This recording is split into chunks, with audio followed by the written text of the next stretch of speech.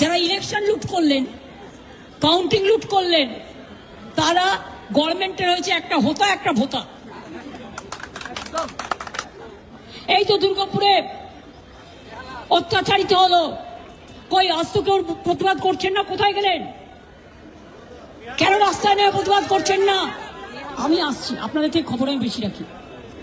বেহালায় একটি মেয়ের ওপর গণধর্ষণ হলো, কই সব মুখ লুকিয়ে রাখলেন?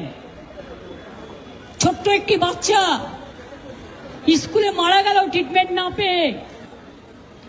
কোথায় হিউম্যান রাইটস কমিশন? দিল্লির আগে একটা পিঁপড়ে কামড়ালেও হিউম্যান রাইটস কমিশন, কমিশন মহিলা commission, schedule caste commission, schedule tribe commission, minority commission, NIA, CBI, ED, CD সব নিয়ে দিল্লির নেতারা।